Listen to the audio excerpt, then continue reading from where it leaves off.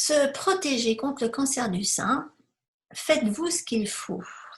Alors, je vous ai mis tout ça en place après être tombée sur une brochure qui s'appelle Breast Cancer Action. Et évidemment, c'est des Américaines qui ont créé ça, comme d'habitude. Et bon, moi j'en ai plein, des trucs, enfin, je vous ai déjà écrit, je ne sais pas combien de fois, un tas de trucs sur plein de choses qui sortent, sur le dépistage, sur les soins, sur enfin, ce qu'il faut qu'on sache pour éviter de tomber dans la trappe du cancer du sein. Euh, j'ai envie de dire, comme d'habitude, qu'on ne nous dit pas forcément ce qu'il faut qu'on sache. Mais donc ces femmes-là, ce sont des femmes qui sont de San Francisco, dans le coin. Et c'est marrant parce que quand je les vois, j'ai l'impression de les connaître. Elles sont toutes comme ça là-bas, c'est marrant. Donc elles se sont réunies dans un mouvement indépendant de toute forme de pression. C'est ça qui est surtout important. Il n'y a pas d'industrie pharmaceutique là-dedans, pas d'industrie chimique. Et donc, elles essayent vraiment de rester complètement neutres parce qu'elles veulent la justice et l'équité, je dirais, de santé pour les femmes à risque et celles qui vivent avec le cancer du sein. Et en fait, nous ici aux États-Unis, c'est assez particulier parce qu'on est vraiment pas égal vis-à-vis de ce type de problème. D'ailleurs, j'ai presque l'impression, enfin, je pourrais dire que bon, aucune femme aujourd'hui n'est égale vis-à-vis de ça. Ça dépend de à quel type de thérapie, vers quel type de thérapie elles sont intéressées, vers quoi elles sont orientées, ce qu'elles utilisent, etc. J'ai envie de dire leur niveau d'ouverture, hein, ça tout dépend de ça. Mais avant le traitement, il y a plein de choses à savoir. Et donc, pour nous ici, c'est devenu un gros problème de justice sociale, hein, et de santé publique. Et donc, d'une communauté à l'autre, en fait, on n'a pas les mêmes chances de s'en tirer. Et donc là, elles ont créé cette brochure pour y compiler la vérité, c'est-à-dire elles ont pris les chiffres, elles ont tout comparé, elles ont mis les choses à plat. Elles n'ont pas été utilisées des sources qui étaient biaisées par une appartenance quelconque à telle et telle industrie, si vous voyez ce que je veux dire. Alors bon, c'est une brochure qui n'existe qu'en anglais, hein. Alors c'est pour ça là, je me suis dépêchée de vous traduire ça. Bon, je ne me suis pas contentée de vous donner la brochure, hein. Je vous rajoute plein de trucs parce qu'évidemment, ce qu'il dit dans la brochure, c'est des faits. J'ai trouvé plein de choses en plus qui viennent compléter ces faits, qui viennent les corroborer, qui viennent en remettre une couche, je dirais. Et puis, je vais vous donner aussi des suggestions. C'est vrai que bon, moi, j'ai quand même créé un module entier sur le sein dans Santé Intime, la formation, je l'ai dit que aux femmes, parce que c'est normal, on ne peut pas parler de femmes et s'occuper de leur santé intime sans parler de sein et de vraie prévention et de ce qu'elles peuvent faire concrètement pour se protéger. Donc, moi, j'ai consacré beaucoup de choses, j'ai fait beaucoup de recherches à ce moment-là quand j'ai créé ce module. Et je suis rassurée parce que bon, ce qu'elles viennent dire là-dedans, ça, encore une fois, ça confirme ce que je pensais. Mais du coup, je vous l'ai traduit, j'essaie de vous faire quelque chose d'assez complet sur le sujet. Donc, c'est avec excitation que je vous dis bienvenue dans le monde très rare de l'information non édulcorée, non biaisée par de quelconques intérêts commerciaux ou par la pression de médias à la solde de l'industrie pharmaceutique. Là, on est tout nu, il n'y a rien. C'est de l'information bête et méchante à l'état pur. Ça, c'est les nanas dont je vous ai parlé. C'est les coupables. Il fallait quand même que je vous les montre. C'est des vrais, hein, c'est pas des fausses. Alors, là, je vous raconte ce qu'elles ont mis dans cette brochure. Alors, voilà, déjà. Donc, c'est une brochure, évidemment, qui fournit des informations sur la mammographie de dépistage de routine, pour les femmes à risque moyen de cancer du sein qui n'ont pas d'antécédents familiaux importants de cancer du sein et qui n'ont pas été diagnostiquées avec un cancer du sein et n'ont aucun autre facteur de risque connu. Hein. Donc, c'est pour des femmes à risque moyen, normal, qui n'ont pas d'antécédents familiaux, qui n'ont aucun facteur de risque connu. Okay. Et le but de ce dépistage de routine, c'était tout simplement d'empêcher les femmes de mourir de cancer du sein. Empêcher les femmes de mourir de cancer du sein. On est bien d'accord. Alors, bien sûr, c'est très bien de vouloir empêcher les femmes de mourir de cancer du sein. Et les études ont pourtant montré que cette affirmation populaire, la détection précoce sauve des vies, a été quand même surestimée. Est-ce que la détection précoce sauve des vies? Eh bien non. Donc ça, c'est quand même important de le savoir. Ça ne sauve pas des vies. On va voir pourquoi. Alors, il y en a qui vont me dire « Ah oui, mais moi, heureusement que j'ai fait une mammographie, sinon on n'aurait pas vu que j'avais un début de quelque chose et là, je serais morte. »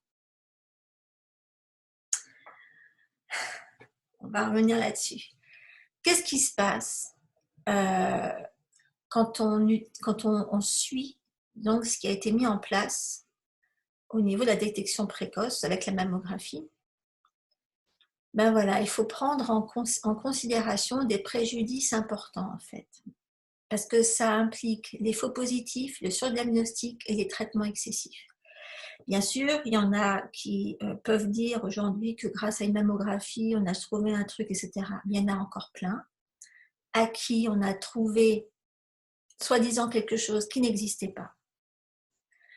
À qui on a dit « Oh, tout baigne, il n'y a rien du tout », alors qu'en fait, il y avait.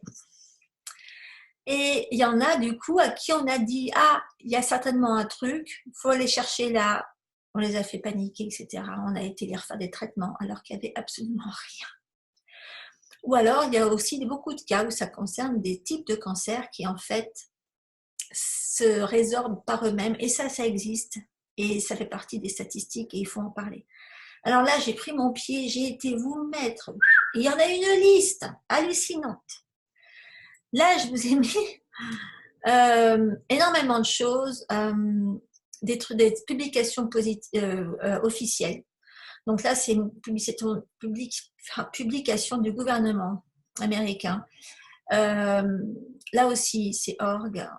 Donc, une nouvelle étude trouve que c'est sur le diagnostic, tout ça. Tout ça, c'est sur le diagnostic. Enfin, je vais éteindre ça. Pourquoi il n'est pas éteint? Ça, c'est du surdiagnostic. Là aussi, c'est sur des cancers surdiagnostiqués et traités sans aucune raison. Et là, ils disent, ouais, plus d'un tiers des tumeurs trouvées lors des mammographies représentent un surdiagnostic. Et aussi, voilà, ça c'est une autre publication qui montre combien trouver un cancer qui n'existe pas peut faire plus de mal que de bien. Hein. Mais ça, c'est des faits juste sur ce qui existe, hein. Mais il va y avoir encore plein d'autres choses par rapport à ça, on va voir ça. Donc, le dépistage systématique du cancer du sein comporte des préjudices importants, notamment des faux positifs, un surdiagnostic et des traitements excessifs qui laissent des traces importantes et qui peuvent se transformer par des vrais développements de cancer du sein. Okay. Et donc, dans cette publication, elles annoncent que la détection précoce est inutile face à des cancers du sein qui ne sont jamais mortels et des cancers du sein si agressifs que les traitements actuels ne servent à rien. Voilà. Donc, si on considère que la détection de cancer du sein hyper agressif ne sert pas à grand-chose parce que les traitements actuels ne les résoudront pas, et qu'il y a des cancers du sein qui ne sont jamais mortels, mais qui sont traités de la même façon que les autres. Ils sont mis tous dans le même panier. Il n'y a pas vraiment de raffinement qui est établi à ce niveau-là, et on ne cherche pas dans la dentelle. Il y a des protocoles tellement rigides qui sont appliqués qu'on ne va pas aller chercher à savoir si effectivement on a besoin de traitement pour ce type de cancer du sein. Parce que le cancer du sein, c'est une maladie complexe et que donc, quelle que soit la technologie de dépistage utilisée, la détection précoce ne tient pas la promesse de sauver des vies. Et bien que certains cancers ne deviennent jamais mortels, hein, d'autres sont tellement agressifs que les traitements actuels sont inefficaces, quelle que soit la détection précoce. Alors, elles ont trouvé qu'il n'y avait aucune différence dans les taux de mortalité de toutes les causes pour les femmes à moyen risque qui ont été dépistées par rapport à celles qui ne l'ont pas été. Alors, là aussi intéressant, c'est que donc, je vous ai fait une petite comparaison avec mammographie et sans mammographie, les chiffres sur un groupe de 100 femmes. Donc, des femmes, sur 100 femmes qui auront été régulièrement examinées à la mammographie, il y en a 100 sur un groupe de 1000 femmes, sur un groupe de 1000 femmes, il y en a 100 qui vont recevoir des faux positifs. C'est-à-dire qu'on va leur dire qu'il y a quelque chose alors qu'en fait, il n'y a rien. Moi, ça, je l'ai vécu. Ma maman l'a vécu. Je pense que quand on commence à regarder un petit peu autour, on en trouve. Alors, quand on vous fait une biopsie sur un truc qui n'existe pas, quand on essaye de vous pomper quelque chose qui n'existe pas, qu'est-ce que ça fait exactement? Donc, sur les 1000, il y en a 100 qui vont avoir un faux positif. Il y en a 22 qui vont sans doute mourir de cancer. En gros, cancer tout court. Hein. Il y en a 4 qui vont sans doute mourir de cancer du sein. Il y en a 5 qui vont être surdiagnostiqués et surtraités. Okay. Ça veut dire qu'il y en a 5 à qui on va dire qu'on va leur traiter un cancer qui n'existe pas. Qu'est-ce qui se passe sans mammographie? Bon, bah déjà, il n'y en a aucune qui va recevoir de faux positifs, ça c'est sûr. Il y en a 22 qui mourront sans doute de cancer. Là, on parle de cancer à large, pas nécessairement de cancer du sein. Il y en a peut-être 5 probablement qui vont mourir d'un cancer du sein. Mais il n'y en a aucune qui sera surdiagnostiquée et surtraitée. Okay. Alors, ça c'est des chiffres. Alors, sur la brochure, il y a marqué toutes les sources de chiffres. Ça, c'est assez impressionnant. Mais ça, je pouvais difficilement vous les recopier. Ça, je suis désolée. Je n'ai pas fait ça. Par contre, il y a l'évaluation des risques qu'il faut connaître. Alors, elles disent que les médecins offrent des estimations approximatives du risque d'une femme en fonction de son âge et de ses antécédents familiaux. Mais est-ce que c'est une façon précise d'évaluer les risques? Et c'est vrai qu'il y a de nombreuses femmes qui surestiment leur risque de cancer du sein et qui sous-estiment les inconvénients du dépistage mammographique de routine. Il y a des inconvénients. Elles n'y pensent pas, elles n'en parlent pas, on ne leur en parle pas, elles ne le prennent pas en considération. Mais bon, il faut quand même le faire. Parce que, en fait, au départ, on ne préfère pas en parler parce que le dépistage, ça rassure. Comme d'habitude, malheureusement, ce dépistage, il est inclus dans toute une approche qui fonctionne sur la peur. La peur de la maladie, la peur de mal faire, la peur d'avoir... c'est comme ça qu'ils arrivent à faire de nous tout ce qu'ils arrivent à faire de nous aujourd'hui, hein, à tous les niveaux. C'est la peur. Okay. Donc le dépistage, ça rassure, mais ça augmente l'anxiété aussi. Moi, je l'ai vécu, je pense que toutes celles qui ont été au moins une fois se faire une mammo, entre le moment où elles ont fait leur examen et le moment où elles voient le radiologue, il y a un moment de flottement. Surtout quand on vous dit restez encore un peu, monsieur machin va venir vous parler. Ouais. Et là, il vous dit j'ai pas fini, il faut que j'aille regarder un truc de plus près. Donc, si on ne fait pas attention, le truc de plus près, ça peut se transformer en dépistage qui conduit à des procédures inutiles et inutilement stressantes. Et c'est sacrément stressant. Même surtout quand c'est inutilement stressant. Enfin, ça, on ne le sait pas. Donc, c'est vrai que pour certaines femmes, savoir qu'on est, quoi qu'il arrive, automatiquement dépisté, ça soulage l'anxiété liée à la maladie, mais c'est un petit peu comme, vous savez, on accuse les gens qui utilisent, enfin qui se, comment on appelle ça, comment dire, qui aiment bien utiliser les compléments alimentaires régulièrement. L'erreur, c'est de se dire, bah, de toute façon, moi je prends mes vitamines, mes compléments alimentaires, machin, ok, donc c'est bon, je peux manger de la merde à côté, c'est pas grave. Pas besoin de faire un effort, pas besoin de penser à si je mange équilibré ou pas. C'est pareil avec ceux qui se disent, ah bah tiens, de toute façon, si je ne veux pas tomber malade, j'arrête de manger du gluten. Je risque rien si je mange du gluten. Ah oui, mais non, attends, on peut manger. Alors c'est pareil que les végétariens, hein, on peut, ou les végétaliens, ou les véganes. Je veux dire, on peut se goinfrer de bière et de frites, c'est vegan, hein. C'est pas parce que on se cache derrière une image, ok, une idée. Hein. Je fais ma mammo moi tous les 2 ans, donc bon bah je crains rien, je risque pas de me choper un cancer du sein. Mais, et ben ça se passe pas comme ça du tout, ok. Y en a beaucoup qui se disent comme ça, c'est bon, je fais tout dans les règles, machin et tout, et je risque rien. Pour d'autres, c'est vrai que des choses comme les faux positifs augmentent l'anxiété, conduisent à des procédures complètement inutiles qui ont un impact physique, émotionnel et financier durable, et surtout, on a trouvé à quel point c'était le meilleur moyen de se développer des vrais cancers.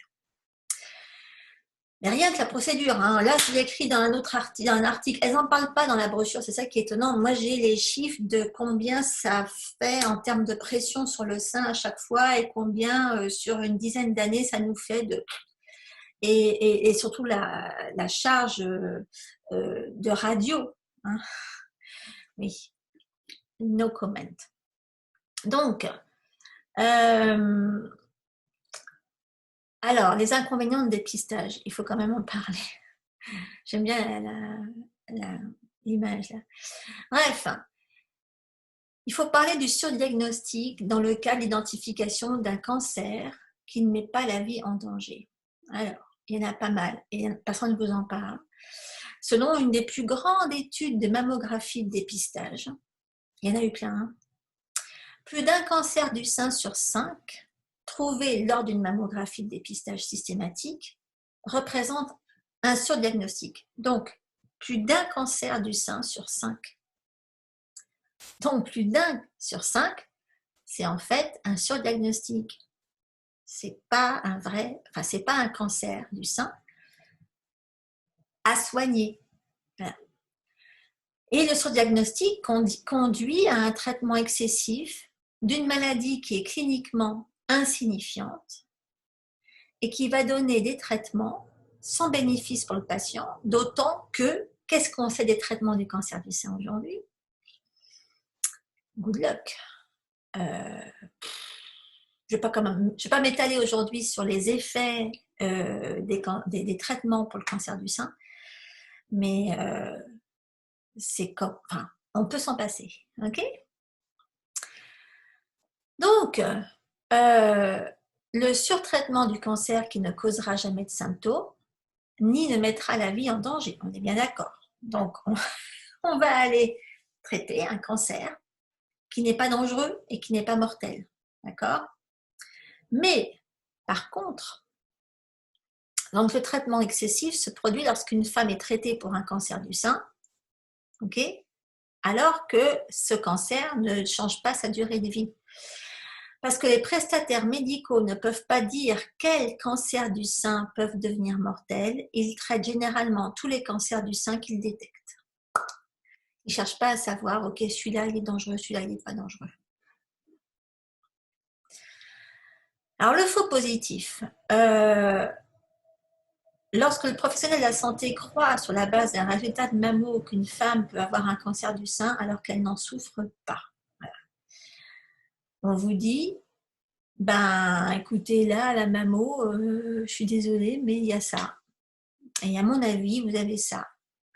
Quand on vous dit ça, les conséquences, ben, c'est stress, douleur inutile, procédure invasive, hein. Surtout quand on s'évertue à essayer de trouver un truc qui n'existe pas. Et donc, dans le cas des communautés mal desservies et vulnérables, évidemment, ça, je ne sais pas si ça concerne d'autres endroits que les États-Unis. Ici, c'est malheureusement, c'est quand même le bouquet. C'est quand même incroyable que dans un pays comme ça soit à ce point-là répandu. Mais donc, toutes les communautés ne sont pas touchées de la même façon par le cancer du sein, et les recherches sur les risques et les besoins de nombreuses populations sous-représentées sont rares, évidemment, dans certains cas complètement sous-existantes. Et donc, les femmes qui sont issues de certaines collectivités ne savent pas si les recommandations de dépistage pour les femmes à risque moyen s'appliquent à elles. De toute façon, plus on est...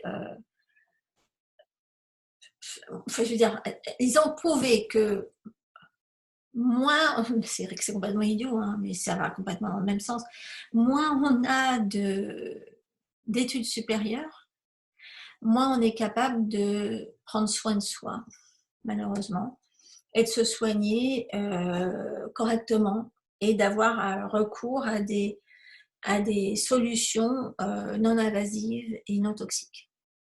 Ça a été aussi démontré, malheureusement. Alors, qu'est-ce qu'il faut faire? Ça, c'est encore dans la brochure. Donc, dans la brochure, elles vous disent, qu'est-ce qu'il faut faire? C'est connaître son corps et masser ses seins. Hein. Elles vous disent qu'il faut repérer tout changement inhabituel dans la forme et la taille du sein. Et il faut évidemment les masser tous les jours, faire circuler, stimuler le travail du système lymphatique pour ne pas conserver de poison dans les tissus mammaires. Il faut repérer toute forme d'écoulement ou de douleur, et à ce moment-là, si vous avez un doute, vous ne demandez pas une mammo, vous demandez une échographie. L'échographie est de loin pas aussi invasive. Enfin, moi, j'aime pas ça, hein, de toute manière. Hein. Je veux dire, j'aime pas qu'on vienne bon, il y en a qui ont des... Alors, c'est marrant parce que j'ai découvert quand j'étais en Chine qu'il y a deux qualités de sein. Il y a le sein hyper dense et le sein pas dense. Voilà. Et le sein dense est très difficile à screener avec la mammographie, alors qu'avec l'échographie, on voit tout.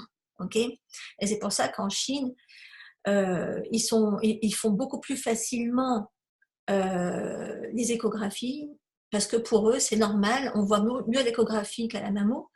Et donc, il faut il faut avoir accès à...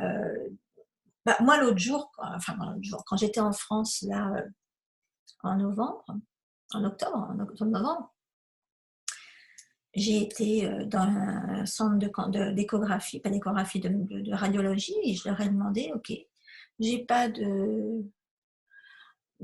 mot de toubib, j'ai rien, mais je voudrais qu'on me fasse ça. Ah bon?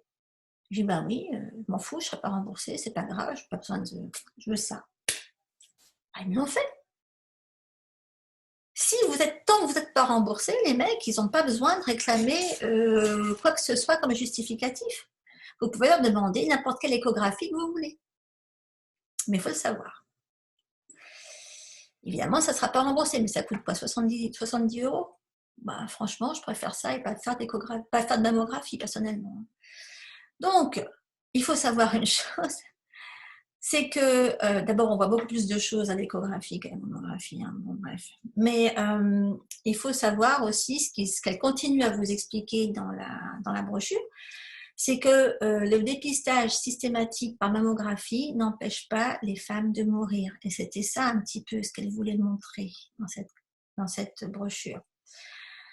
C'est ça à la fin, ce qu'il faut retenir. Au départ, tout ça a été mis en place pour empêcher les femmes de mourir, mais ce n'est pas ce qui se passe. Donc, le dépistage précoce et fréquent ne met pas fin à ce qu'elles appellent l'épidémie de cancer du sein. Évidemment, je n'ai pas comparé les chiffres de morts par cancer du sein comparés aux morts par un certain Covid-19. Mais nous, on meurt de ça quand même assez fréquemment. C'est pas... Hein, mais donc là, elles ont été maîtres à la fin de quoi les femmes avaient le plus besoin. Donc d'informations non biaisées sur les méfaits du traitement excessif et du surdiagnostic. C'est pour ça qu'elles ont créé cette brochure d'ailleurs. Il faut détourner l'attention de la détection précoce et éviter que le cancer du sein ne se développe en premier lieu. C'est vrai que c'est déjà plus intéressant, là. Travailler en amont. Hein. Parce qu'évidemment, c'est ça, toujours pareil, les femmes qui se disent qu'elles craignent rien parce qu'elles vont faire leur mammo tous les ans, tous leurs 2 ans, mais c'est toujours pareil, une prise de sang ou un test quelconque, ça n'a jamais évité de développer la maladie. Ça n'a jamais empêché quoi que ce soit de se produire. Non, ça ne fait que constater « Ah, vous êtes malade !» Voilà. Mais ça ne dit pas, la maladie ne se dit pas « Oh la vache, je vais bientôt me faire vérifier, j'ai intérêt à aller me cacher. » Ben non, hein. Faut quand même, donc il faut... Il y en a, et c'est vrai, il y en a qui ont dans l'esprit que bah, de toute manière, elles ne craignent rien, de toute façon, elles vont se faire leur mammographie tous les... Mais non, ça ne va pas empêcher la maladie d'apparaître. Okay, donc, il faut bosser avant. Alors, donc, elles disent qu'il faut avoir des outils précis d'évaluation des risques. Il faut avoir des lignes directrices qui concernent toutes les communautés. Et elles disent que il faut développer des traitements plus efficaces, moins toxiques et plus abordables pour les cancers du sein qui menacent la vie des femmes. Alors, ça c'était la brochure. Je vous ai rajouté des trucs. C'est vrai qu'après plus de 30 ans de promotion généralisée du dépistage systématique du cancer du sein pour les femmes à risque moyen, il y a un corpus de recherche sacrément conséquent quand même, qui montre les inconvénients importants et les avantages limités du dépistage en population. Et donc, le dépistage généralisé par mammographie n'a pas réussi à réduire considérablement le nombre de décès par cancer du sein. Et à chaque fois, quand je m'en suis farci toute une liste des rapports sur le sujet, et à chaque fois, ils disent que il faut quand même que chaque femme décide en connaissance de cause. Il y a l'American Cancer Society qui a longtemps concentré son approche sur le dépistage, qui a finalement adopté l'année dernière des recommandations mises à jour qui reconnaissent que pour de nombreuses femmes, la solution ne penche pas clairement vers pour ou contre le dépistage par la mammographie. Okay, donc maintenant, ils ont commencé à comprendre qu'il n'y avait pas que ça, de loin. Alors, qu'est-ce qu'il faut savoir par rapport à ça? Si vous ne voulez pas que ça vous tombe sur... Et je veux dire, encore plus, si vous avez déjà été une fois, si on vous a déjà trouvé un cancer du sein une fois, et que vous avez subi toute la totale du protocole classique qu'on réserve à absolument toutes les bonnes femmes, ben, vous n'êtes pas, je veux dire, immunisé. Hein. C'est pas comme si vous avez chopé la varicelle. Hein. Ça peut vous retomber dessus. J'ai une copine qui en est morte avant ses 30 ans. Oui. Non, qu'est-ce que j'avais? Non, avant ses 35 ans. Elle est morte avant ses 35 ans. 2 cancers du sein de suite, sur une période de 5 ans. Bon, évidemment, plus c'est jeune, plus ça va vite. Hein. Mais donc, ça ne vous immunise pas d'en avoir eu un. Donc, il faut impérativement, de toute façon, il faut toujours comprendre le pourquoi du comment vous l'avez eu, le premier, et d'éviter de faire les mêmes conneries pour le deuxième. Donc, qu'est-ce qu'il faut impérativement prendre en considération pour pas que ça vous tombe dessus? Je vous ai fait une liste. La stagnation du qi du foie. Alors, il y a le qi du foie, vésicule biliaire, rein, rate et estomac. Tout ça, il y en a plein qui passent là. Hein. Il faut impérativement qu'il n'y a pas de stagnation dans ces méridiens-là, surtout au niveau du foie. Le port du soutif trop petit. Alors ça, c'est... Oui. Bon, idéalement, il ne faut pas porter de soutien-gorge, hein, ça va plus vite. C'est marrant parce que j'ai mis il y a quelques jours, là, non, hier, j'ai mis cette vidéo d'une copine là, qui découpe son soutien-gorge pour se faire un masque avec. Et, et là, j'ai une de mes élèves qui dit, de toute manière, j'ai plus de soutien-gorge, j'en mets plus, comment je fais? C'est génial, j'adore. Bah oui, parce que normalement, alors moi j'en ai viré plein, enfin j'ai gardé les plus beaux. Bon, si jamais j'ai besoin de masque, eh ben, je découperai dans les beaux, comme ça me fera un joli masque. Mais ouais, il faut pas en mettre. Donc le stress lié au besoin de contrôle, alors ça, le coup du besoin de contrôle, c'est une des meilleures façons de se le développer, son cancer du sein. C'est arrivé à une copine à moi il n'y a pas longtemps. L'incapacité à lâcher prise, c'est kiff-kiff. La nutrition défectueuse, la toxicité, l'inflammation généralisée et les émotions toxiques. Alors ça fait le bouillon de, préféré de développement du cancer du sein. Donc ces chers petits seins, alors, vous allez hurler, mais ce que j'ai trouvé de plus fréquent dans les solutions et que je trouve qui est logique, bah, c'est de leur donner du soleil. Il y en a qui vont dire « Ah non, je ne mettrai jamais mes seins au soleil parce que je peux me faire un cancer en mettant les seins au soleil. » Oui, mais en même temps, les filles, je suis désolée, mais la lumière de soleil sur la peau nue, c'est vachement important pour la santé du sein à cause des histoires de vitamine D. La vitamine D, ça soutient quand même des cellules du corps en tant que neurorégulateur. Ça a un effet épigénétique sur les gènes du corps pour créer un équilibre. Il y a des études qui ont montré que la carence en vitamine D était liée aux problèmes de santé des seins et que le moyen le plus sûr et le plus simple d'augmenter le niveau de vitamine D, c'était de l'exposer au soleil sur la peau nue pendant 15 à 30 minutes par jour. Donc, mine de rien, même pour les nichons, il faut se les mettre au soleil. Eh ben oui, car un quart d'heure, ok, un quart d'heure à 30 minutes. Bon, ça n'empêche pas qu'on peut quand même se mettre quelque chose si on veut. Et si on se met un gros écran, ça ne sert plus à grand chose. Hein. Voilà. Et il faut leur donner de la pureté. Alors, les seins, c'est des éponges à cochonnerie. Hein, ça, je vous ai déjà expliqué ça dans un autre webinaire.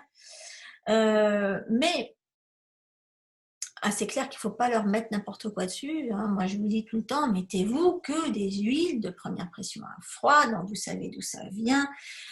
Faites attention à ce que vous mettez sur la peau en général, et bien c'est pareil pour les seins. Mais il y a aussi le simple fait de passer d'un régime alimentaire conventionnel à un régime bio, c'est déjà énorme. Ça entraîne une réduction immédiate de la quantité de pesticides et de produits pétrochimiques dans notre sang et notre corps. Et des études ont montré que quelques jours seulement après le changement, le niveau de produits chimiques synthétiques dans le corps était considérablement réduit. Donc, c'est ça de moins qui va atterrir dans nos seins. Et comme le sein est principalement gras, et les toxines de votre régime alimentaire et de votre mode de vie moderne s'accumulent là, notamment les dioxines, les carburéacteurs, les pesticides et les retardeurs de flamme. Yes. Bah oui, il faut éviter de leur en donner. Hein. Et faites attention à ce que vous mettez comme lait pour le corps, les filles. Alors donc, il faut les masser. Et c'est pour ça qu'il faut les masser, mais pas avec n'importe quoi. Hein. Donc, le corps possède des capacités étonnantes pour nourrir, maintenir, détoxifier toutes nos cellules. Hein. Mais encore faut-il que nos systèmes de circulation, que ce soit cardiovasculaire et lymphatique, fonctionnent. Or, le massage, ça marche super bien pour stimuler les échanges. C'est bien pour ça, là, je rigolais parce que ma fille qui est en train de s'amuser à passer une certification en aromathérapie holistique, mais ici aux États-Unis. Et ici, ils n'ont pas été comme moi archi sympas. Ils leur ont pas éliminé tout le côté physiologie qui vient avec. Et la pauvre est en train de se farcir la peau, les échanges. Elle me dit « Ah, je comprends mieux. » Oui, bah oui, tu comprends mieux. Tout ce que j'ai pas estimé, enfin, j'ai trouvé que c'était vache de leur mettre ça, mais c'est vrai que là, elle morfle. Hein. Là, elle en bave. Hein. C'est horrible. Mais c'est là qu'on comprend pourquoi il faut mettre de la qualité sur votre peau. Pourquoi vous ne pouvez pas faire rentrer n'importe quoi. Dès que vous massez, vous faites circuler. C'est hyper important pour éliminer les déchets. Hein. Mais si vous rentrez d'autres choses dans la peau avec des machins que vous avez achetés dans le commerce, hein, avec une liste comme ça d'ingrédients dedans, non, hein, ça ne va pas. Hein. Donc, les seins ont besoin d'un massage Et évidemment, vous pouvez faire des massages quotidiens pour améliorer la circulation des seins. Alors ça, c'est dans santé intime. S'il y a des élèves, là, elles pourront témoigner. J'ai un peu insisté sur le massage du sein. Mais donc, c'est important parce que ça libère les hormones positives, entre autres des endorphines, de l'ocytocine, ça améliore l'humeur, ça favorise le bien-être en général, l'immunité, et ça marche pour retendre la peau du visage, etc., entre autres. Alors, aussi, il faut réduire les risques à zéro, et donc pour ça, il ne faut pas vivre dans la peur du cancer. Et bon, il y a tout un travail, c'est tout un ensemble de choses. Je veux dire, celles qui vivent dans la peur du cancer, c'est quand même celles qui ont des émotions toxiques, qui vivent dans la colère, la frustration, qui sont exposées à des sources de toxicité physique et émotionnelle, qui ont des faiblesses énergétiques, mais qui n'y travaillent pas. Et donc, il faut quand même être capable d'utiliser des protocoles aromatiques anti-cancer, de les appliquer, de les choisir, de se les mettre au point, etc. C'est quand même vachement important de savoir faire ce genre de choses. Il ne faut pas négliger tout ça. Alors, il y a des huiles essentielles, effectivement, qui sont particulièrement intéressantes pour le sein. C'est des huiles qui vont servir à plein de niveaux, entre autres à éliminer l'excès d'œstrogène, à encourager le drainage lymphatique, à renforcer les tissus conjonctifs. Et tout ça, ça va être fait avec principalement des terpènes. Les terpènes, c'est une catégorie chimique. Les huiles contiennent plein de catégories chimiques, de produits chimiques. Et là, j'ai fait une vidéo où je vous parle de la sécurité des huiles, et je vous parle de ce que vous risquez exactement avec les huiles, parce qu'on va vous dire, si on vous isole une catégorie chimique, on va vous dire, oh mon Dieu, cette catégorie chimique est vachement dangereuse, il ne faut pas utiliser ces huiles. Mais il ne faut jamais regarder ça comme ça. Il faut toujours prendre en considération l'ensemble